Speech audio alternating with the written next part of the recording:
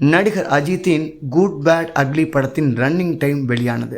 சமீபத்தில் அஜித் நடித்த விடாமுயற்சி திரைப்படம் வெளிவந்தது. இதையடுத்து ஆதிக் ரவிச்சந்திரன் இயக்கத்தில் அஜித்குமார் நடித்திருக்கும் திரைப்படம் தான் good bad ugly. GV Prakash Kumar இசையமைத்திருக்கிறார். அஜித் குமாருக்கு ஜோடியாக மீண்டும் த்ரிஷா நடித்திருக்கிறார். கிரீடம் படத்தில் ஜிவி பிரகாஷ் இசையமைக்க அஜித் த்ரிஷா நடிச்சாங்க.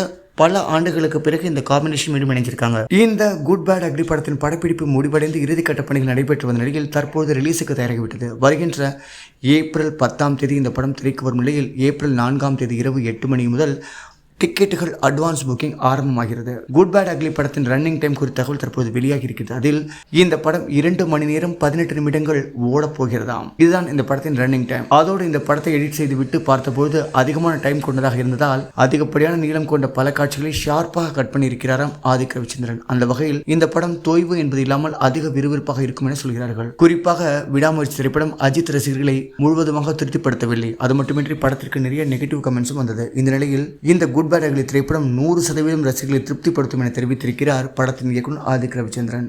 அதெல்லாம் ஓகேங்க, படத்தோட ரன்னிங் டைம் பரவாயில்ல, ஆனால் தியேட்டரை விட்டு ரசிகர்கள் ரன்னிங் ஆகாமல் இருந்தால் சரி அப்படின்னு கருத்துக்கள் இப்போ போட ஆரம்பிச்சிட்டாங்க. இப்படிதான் விடாமுயற்சியில் அலறடிச்சுட்டு நாங்கள் பார்க்க போனோம். எங்களுக்கு படத்தை பற்றி ரொம்ப பில்டப்லாம் கொடுக்காதீங்க, ஆசையாக வர எல்லாரையும் சந்தோஷம் பார்க்க வைங்க. ஒரு மங்காத்தா பில்லா வரலாறு படம் மாதிரி எங்களுக்கு நல்ல படத்தை கொடுங்க, மொக்க படமாக கொடுத்து எங்களை காயப்படுத்திடாதீங்க ரசிகர்கள் போய் கமெண்ட் போட ஆரம்பிச்சிட்டாங்க.